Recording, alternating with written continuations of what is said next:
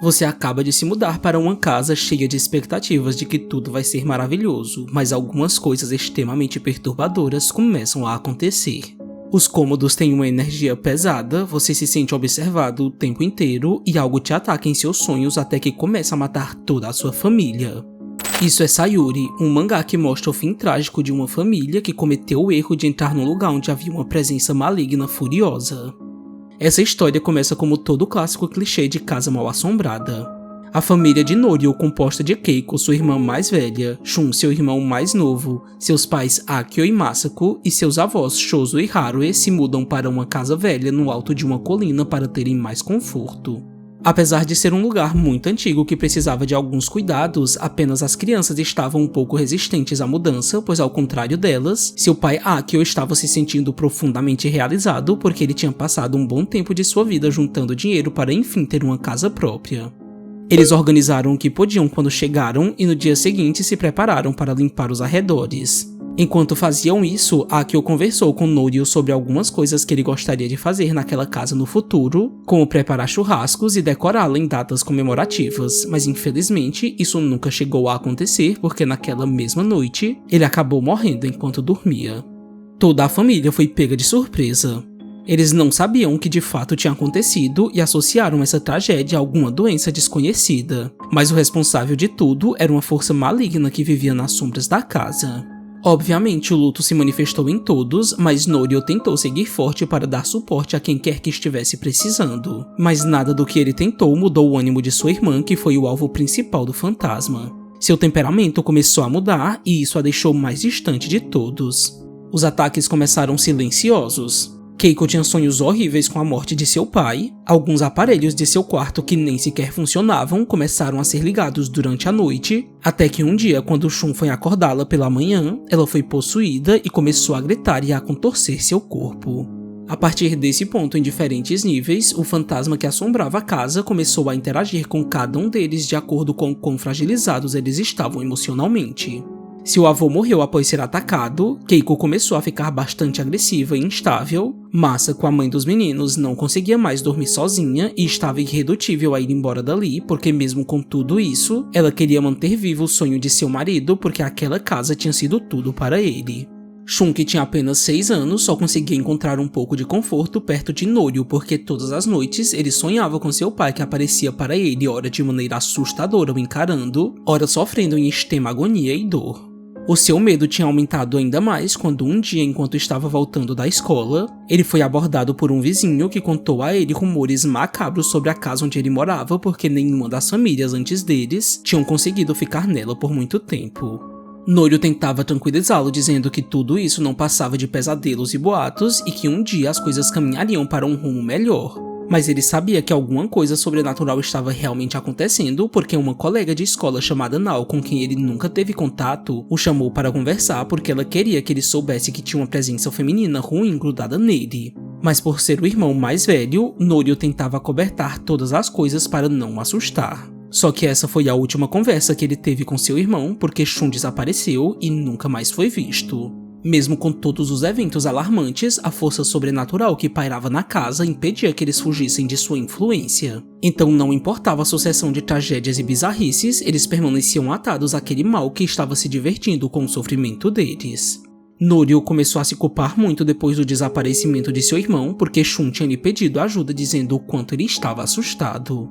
O seu único alívio dentro desse contexto assustador foi que ele acabou se aproximando de Nao, que passou a apoiá-lo como podia. Até que um dia ela pediu que ele a levasse até a sua casa. Quando chegaram, Norio contou que estava passando uns dias sozinho porque sua irmã tinha sido internada para o seu próprio bem e sua mãe e sua avó estavam a acompanhando. Ele preferiu ficar ali porque ele ainda tinha esperanças de que Shun fosse aparecer, mas assim que ela entrou na casa, Nao sentiu que isso jamais ia acontecer. Toda a negatividade e malícia que estava escondida avançaram na direção dela como um avalanche, e ela conseguiu apenas ouvir no escuro a voz de Shun que gritava em puro desespero pedindo a ajuda de Norio. Nao foi embora da casa tremendo de tanto pavor e disse que infelizmente ela não ia conseguir ajudá-lo e que ele tinha que ir embora o quanto antes sem nem mesmo olhar para trás. Horas depois, sua mãe chegou com Keiko, que recusou ficar no hospital, e Norio voltou a pensar o quanto eles tinham se afundado naquela situação, porque ele sabia que se eles fossem embora, tudo seria resolvido. Mas ele não conseguia deixar de pensar em seu irmão desaparecido. De repente, algo assustador aconteceu diante dele. Keiko, que estava sentada na sua frente, simplesmente mordeu sua língua com tanta força que ela caiu na mesa partida ao meio. Norio ficou com tanto choque que ele passou um tempo apenas olhando para tudo isso completamente incrédulo, mas aquele show de horrores apenas tinha começado porque Keiko começou a apertar o próprio pescoço e a bater seu corpo contra a parede. Quando Norio voltou a si, ele tentou impedi-la seguindo para o lado de fora, mas tudo o que ele encontrou foi um rastro de sangue que se interrompeu no meio do caminho. Assim como Shun, ela também havia desaparecido. Masako, que já estava com a mente abalada, se deixou levar e desistiu completamente. Norio percebeu o que ela estava pretendendo fazer porque quando ele foi conversar com ela, ela disse que queria um pouco de tempo porque ela estava querendo voltar para quando tudo fazia sentido ao lado da família que estava ruindo sem descanso. Norio implorou que ela não tentasse fazer nada porque ele ainda estava ali e ele precisava dela para não afundar no mesmo buraco. Mas tudo o que sua mãe fez foi pedir perdão antes de tirar a própria vida diante de seus olhos. Ele só conseguia pensar nas palavras de apoio de seus familiares que um dia disseram que ele poderia contar com eles sempre que ele precisasse. E o que tornava tudo ainda mais difícil era saber que isso não era verdade, porque agora ele estava praticamente sozinho com aquela coisa que estava tirando todas as pessoas importantes de sua vida para também atingi-lo e fazê-lo ceder. E foi nesse exato momento que ele pela primeira vez viu o causador de tudo rindo de seu desespero na escuridão. Quanto mais Norio gritava de medo, mais o fantasma se materializava se alimentando dessas emoções. Ele só não foi levado embora como os outros porque Haru e sua avó o salvou dizendo que ele não podia desistir. Norio ficou por uns instantes sem entender o que estava acontecendo, mas ela, que sempre foi uma mulher forte, disse que sabia que eles estavam sendo assombrados e que eles não podiam desistir tanto para continuarem vivos, quanto para honrarem e até mesmo vingarem a memória das pessoas que eles tinham perdido. A partir disso, Norio tentou se forçar a manter sua sanidade intacta, mas ele teve muita dificuldade por conta de tudo o que aconteceu. Sempre que estava prestes a vacilar, sua avó trazia de volta à realidade e tentava a todo custo fazê-lo ficar forte, dizendo que ela não ia abandoná-lo. E foi dessa forma que os dois se mantiveram no decorrer dos dias, observando atentos a coisa que também os observava. 2 semanas depois, Haruhi começou a cavar no exato local onde seu marido caiu morto. Ela encontrou junto de Norio uma bolsa, roupas femininas e outros objetos. Mas o mais assustador é que eles também se depararam com um esqueleto humano. Um esqueleto que um dia pertenceu à coisa que os assombrava. Eles encontraram no meio dos pertences do fantasma os seus documentos e descobriram que ela se chamava Sayuri. O fantasma acabou se manifestando para eles, mas a avó de Norio sustentou a sua determinação e não permitiu que ela os amedrontasse. Ela sabia que Sayuri estava presa naquela casa por estar cheia de ódio por ter morrido, mas ela não podia perdoá-la por ter levado toda a sua família. Norio entendia que sua avó estava enlouquecendo aos poucos, mas de certo modo era isso que os mantinham vivos. Haruhi convenceu Norio a voltar para a escola e ela usou esse tempo para pesquisar mais sobre Sayuri e sua família, porque essa era a única forma que ela teria para descobrir o que aconteceu com ela. Depois de algumas horas, já com tudo em mãos, ela pediu que Norio fosse forte porque ela ia ter que se ausentar por um dia. Mas ele sabia que isso não ia ser fácil. No momento em que ficou sozinho, o fantasma aproveitou para se fazer presente em toda a casa quando sentiu o medo tomar conta dele. Ela mimetizou a voz de Shun pedindo socorro, ligou os aparelhos do quarto de Keiko e até mesmo se manifestou na forma de sua mãe enforcada. Mas Norio usou todas as suas forças para ignorá-la, fingindo uma coragem que ele sabia que não tinha. Quando a noite veio, o fantasma atacou com ainda mais força, o agarrando na forma de sua irmã e fazendo a cabeça de Shun rolar na sua frente. Mas para a sua sorte, Nao apareceu para fazer companhia a ele mesmo contra sua vontade. A energia da casa estava tão intensa que eles tiveram um vislumbre do que aconteceu no passado. Sayuri era uma menina que tinha fobia social e que se recusava a sair de seu quarto, mas isso não era bem visto por sua família. Inicialmente eles tentaram convencê-la a ter uma outra vida de maneira amigável, mas devido a tantos conflitos, Sayuri começou a ser violenta com eles e logo eles também passaram a fazer o mesmo com ela. Um dia, quando eles estavam brigando, eles acabaram decidindo que o melhor era de se livrarem dela de uma vez por todas porque ela tinha se tornado um estorvo maior do que eles podiam aguentar. E assim, eles a mataram, a enterraram no jardim e se mudaram um tempo depois, tratando tudo isso como uma página virada. No entanto, o fantasma de Sayuri se encheu de rancor e ódio pela forma como acabou, e por conta disso, ela passou a destruir cada família que parava naquela casa porque ela se recusava a aceitar que outras pessoas podiam ser felizes quando ela não pôde. Sayuri acabou levando Nao na frente de Norio, que desabou se culpando por ter perdido mais alguém naquela casa. Ele colocou sua raiva para fora perguntando o porquê de ela estar fazendo isso, mas tudo o que Sayuri fez foi se deleitar de seu sofrimento e ela também o levou. Quando sua avó chegou, foi revelado que ela sequestrou toda a família de Sayuri porque ela conseguiu encontrá-los a partir do nome e dos documentos dela que eles colocaram dentro do buraco onde a enterraram. Harue gritou chamando por Norio, mas quando ela percebeu que ele também foi levado, ela começou a torturá-los e disse que tudo o que aconteceu com a sua família era culpa deles, que simplesmente tinham deixado uma entidade sobrenatural para trás e ido embora como se nada tivesse acontecido.